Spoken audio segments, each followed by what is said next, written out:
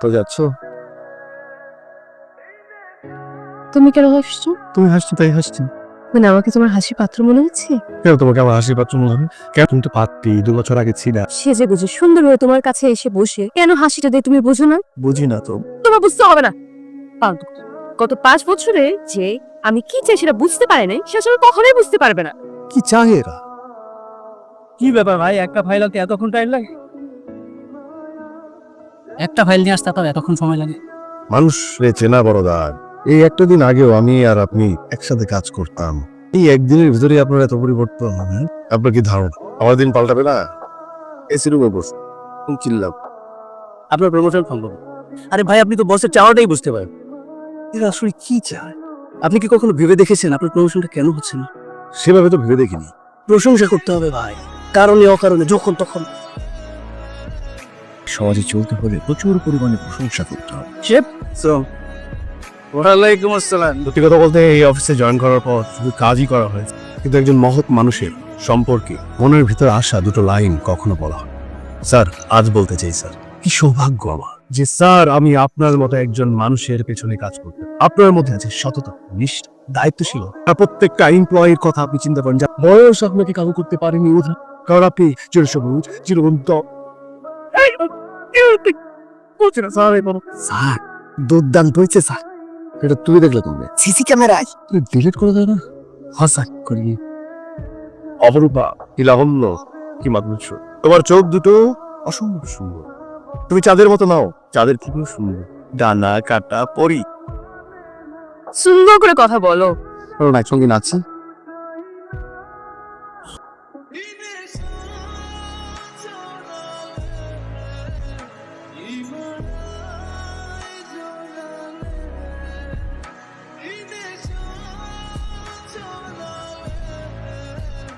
চলে আসলি একদম হুটহাট ঘরের ভিতরে ঢুকে গেলি, তার তুই বিট বাড়াইতে আসছি। বিদ্যুৎ সুন্দর হয়ে যাচ্ছে তুমি। সুন্দর গান করে আমার ভাই, তুমি কি একটা কাজ করছো? এই এই আসলাম দুলা ভাইয়ের বাসায়, ভাইয়ের সাথে করতেছি দেখ, কি সুন্দর তো করতেছি দেখ, বাজতেছে কানে, দেখ চলতেছে, দেখো আর কেমন তো যাইনি। কেমন কেন তুমি অনেক উপরে উঠবে। হ্যাঁ, সব এক সুন্দর, সব গোষ্ঠীর মধ্যে সব ট্যালেন্টেড পিপল। প্রফেসরও আমি তোমার হিসেবে আচ্ছা খাবো খাবো খাবো। খাবারের কি প্রশংসা করছে সবাই, ভাবি আপনার খাবারগুলো একদম আপনার মতোই সুন্দর।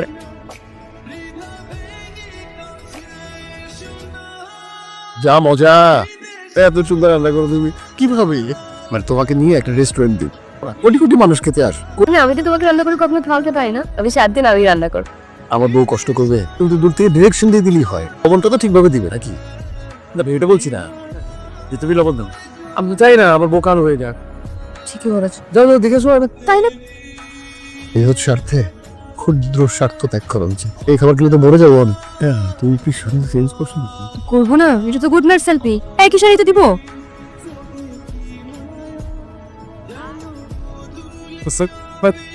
বাবু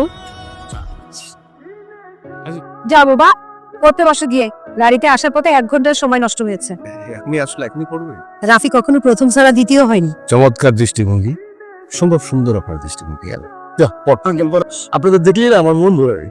আপনি একটা কিন্তু মানুষ মারাত্মক। আজকে চুল গজিয়ে গেছে। I like it. Oh beautiful. সম্ভব কি অসম্ভব তারাই করতে পারে যাদের মন হচ্ছে পাশে। বললা না হ্যাঁ একদমই না, ও কিন্তু আপনার ফ্যান। আপনার প্রশংসা না করলে ওর দিনটাই শেষ হয় না। এরকম মানুষ 3 বেলা কেন 14 বেলা করলেও সমস্যা নেই। তুমি বসু, খান, ঠান্ডাটা খান, আমি আসছি। চোখ সরানো যায়, আশীর্বাদ কর। মাশাআল্লাহ, আমার প্রশংসা করছেন? দারুণ সুন্দর হয়ে গেছে। তোমার বিয়েতে আমি তোমাকে একটা এসি গিফট করব। আচ্ছা নতুন একটা গান বানিয়েছে বুঝছো, এই গান কেন, কি গান?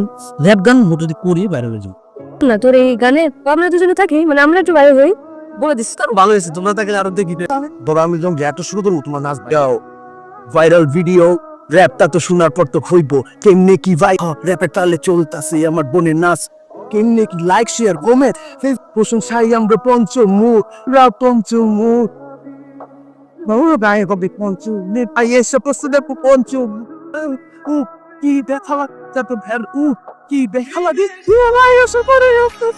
দুইটা বিট মিস ছিল, ধরে দিচ্ছি। কি বলবো আর, স্যালারি হতে এখনো 7 দিন বাকি, পকেট ফাঁকা, শ্বশুর বাড়ির আত্মীয় স্বজন এসেছি, 1000 টাকা হলে জমি তোর কাছে আসা। এবার বলে দিলাম হাতটাও একটু খালি, তো অন্য সময় নিস। আরে টাকায় কোনো ব্যাপার না, আমি কিছু কথা বলতে চাই। আমার ছোটবেলা থেকে পরিচয়, কিন্তু বন্ধুত্ব হয়েছে, কিন্তু তুই আমার বন্ধু নাম্বার 1 রে। তোর মধ্যে দান খয়রাতের যে ব্যাপারটা, মানুষের প্রতি ভালোবাসা, বন্ধুর প্রতি ভালোবাসা, হেল্প করার যে মনোভাব, তোর ভাবি বলে যে তোমার 7 কপালের ভাগ্য যে এরকম একটা বন্ধু ছিল, এরকম দান খয়রাত করার মানুষ। টাকা কোনো ব্যাপার না, আমার বউ সহজে কারো প্রশংসা করে না, বুঝতে পারছিস? আচ্ছা এটাও রাখ, কি মাসেল বুঝতে পারবো, এটাও রাখতে টাকা কোনো ব্যাপার না রে। সরকার সামনে বসে না, এই মাসে স্যালারি পেলে ওর না এই 3 জায়গায় টাকা রাখা বাসা কোনো যায়নি। গত রাতে রাফির রেজাল্ট কার্ডের ছবিটা ফেসবুকে দিয়েছিলাম, সকাল হতেই দেখি 1000-এর বেশি লাইক করেছে। গতকাল রাতে আমিও ছবি দিয়েছি, 3000। বুঝেছিস, কিছুদিন আগে যে অস্ট্রেলিয়াতে দুলাভাইয়ের সঙ্গে ঘুরতে গিয়েছিলাম, তারপরে 5000-এর বেশি লাইক করেছে। এরকম অস্ট্রেলিয়া গিয়ে ছবি দিলে কি আরো বেশি পড়তো। তোর জামাই কিন্তু আগের মতো নাই, এখন অনেক চেঞ্জ হয়ে গেছে। মাত্র পালিয়ে বিয়ে করলাম, নতুন সংসার আসো, তখন মানসিক অবস্থা একটু খারাপ ছিল না। যেখানেই যাই সারা ঘুমোল শ্বশুর বাড়ি শ্বশুর। তুমি ইউজ অফ দ্য ইন্টারনেট, হ্যাঁ এগুলো কি বই থেকে শেখার জন্য? ইন্টারনেট হচ্ছে ফেসবুকে আজকাল সবকিছু পাওয়া যায়। আর কি হচ্ছে, সবকিছু কোথায় পাবা? ফেসবুকে। আমি তোকে একটু কথা বলে রাখি, ফেসবুক হচ্ছে আলটিমেট সলিউশন। এবার বলো কিছু খাবার?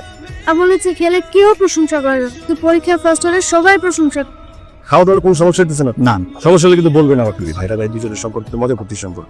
আপনার প্রতি আমার শ্রদ্ধা, ভালোবাসা, সম্মান, এটা কিন্তু এমনি জন্মগ্রহণ করে নাই। এই যে আপনার সামাজিক কর্মকাণ্ড, এই যে গরিবদের, অসহায় মানুষদেরকে দান খয়রাত করতেছে, এটা তো আর লোকে দেখানোর জন্য করতেছেন না, এটা আমার না মন করে যায়। কিন্তু তুমি তো আমার এই পোস্টে কোনো রিয়েক্ট দিলা না। দেই নাই না, আমার ফেসবুকে না কি জানি একটু সমস্যা হয়েছে। মন থেকে যাকে ভালোবাসি সেই লাভ রিয়েক্ট তো মনে ফেসবুকের ভিতরে দিয়ে লাভ আছে, কি যায় আসে?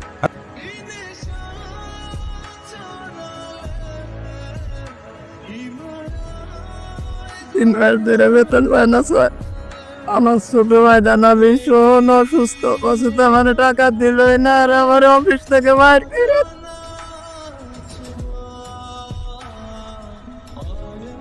কিছু বলবে? সহ্য হবে তো?